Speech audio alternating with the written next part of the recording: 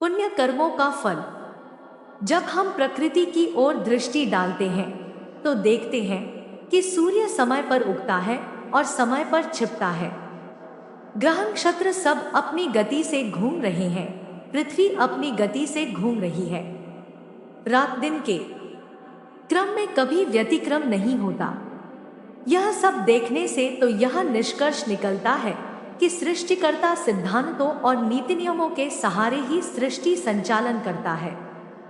मनुष्य के कर्मफल का भंडार अक्षय है।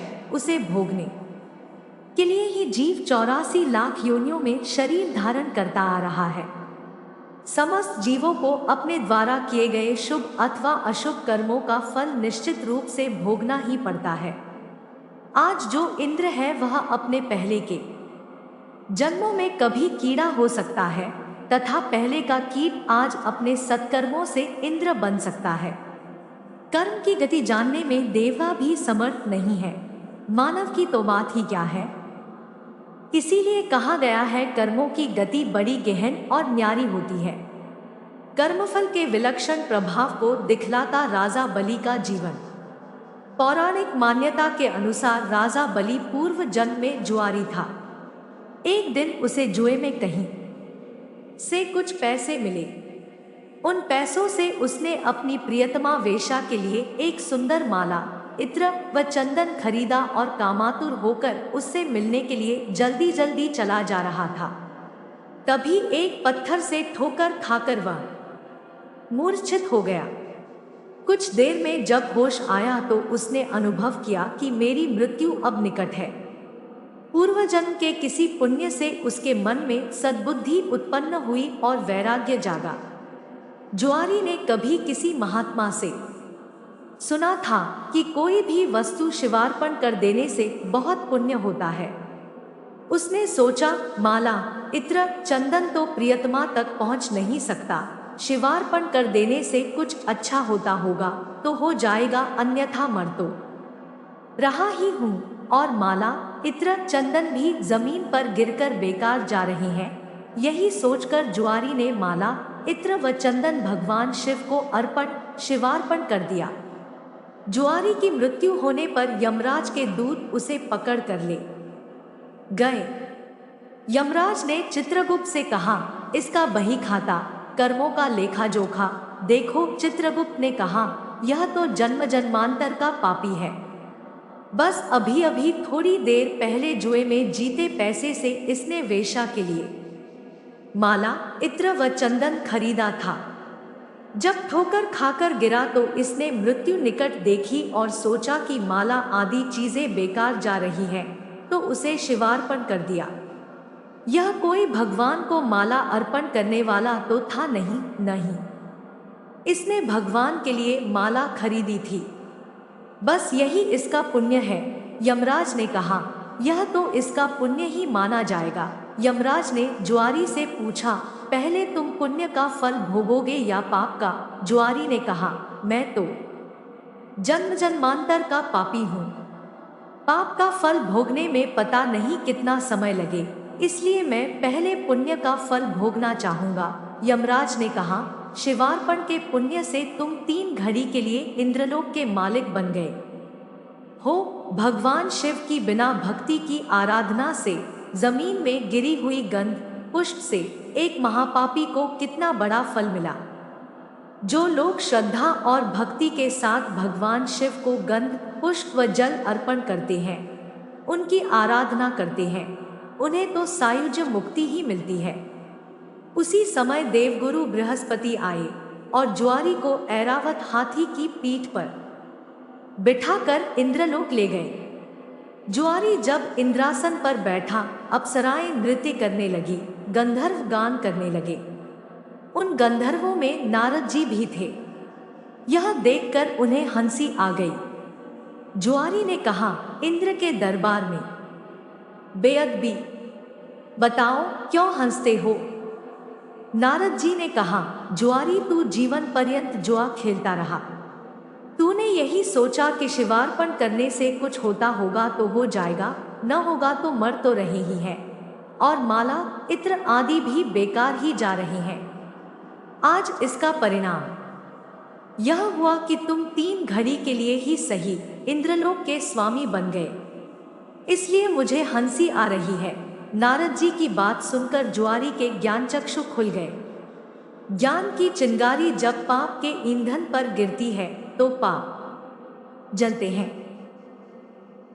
जुआरी सिंहासन से उतरा और नारद जी से कहा, गुरुदेव, अब भगवान शंकर के अलावा कोई शरण नहीं है।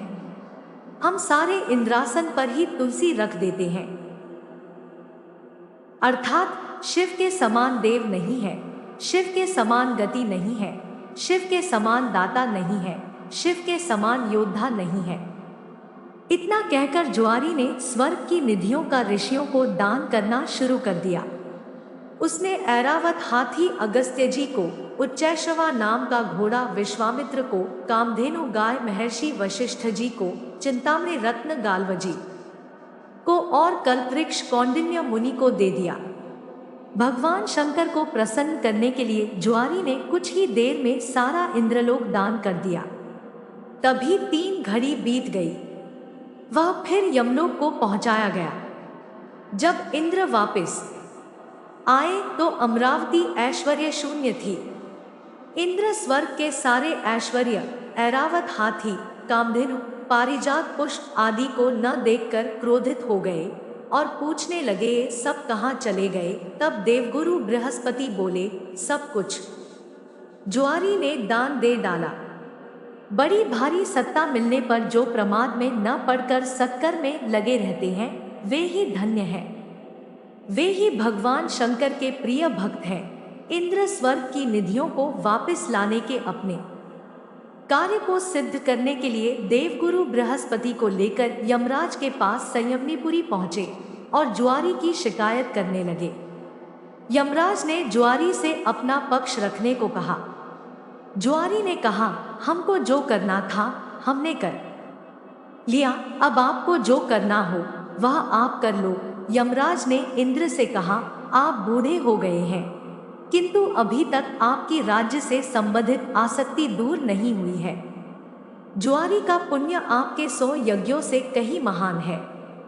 जाइए, ऋषियों के चरणों में पड़कर या धन देकर अपने रत्न लौटा लीजिए। यमराज ने जुआरी से कहा, दान का पुण्य भूलोक में ही होता है, स्वर्ग में दान नहीं करना चाहिए, इसलिए तुझे नरक की यातना भोगनी ही होगी। तब चित्रगुप्त ने यमराज से कहा, इसने भगवान शिव के नाम पर ऐसे उत्तम ऋषियों को इतनी बहुमूल्य वस्तुएं दी है, तब इसे नरक की यातना क्यों भोगनी पड़ेगी।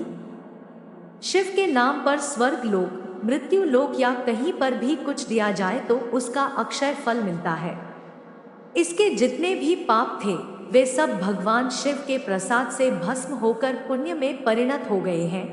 यमराज सोचने लगे, अब यह जुआरी नरक नहीं जाएगा, अब तो यह इंद्र ही होगा, क्योंकि इस बार तो इसने विधिवत पूरा इंद्रलोक ही दान कर दिया है।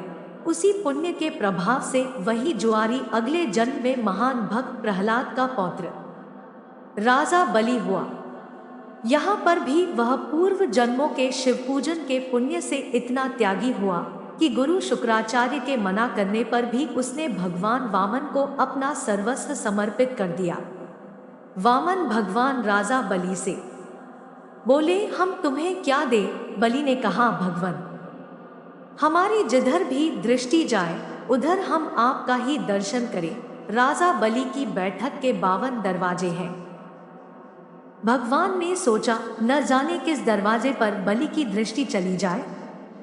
यही सोचकर 52 दरवाजों पर शंख, चक्र, गदा, पद्म धारण किए हुए ब्रह्मांड के स्वामी पहरेदार के रूप में विराजमान हो गए।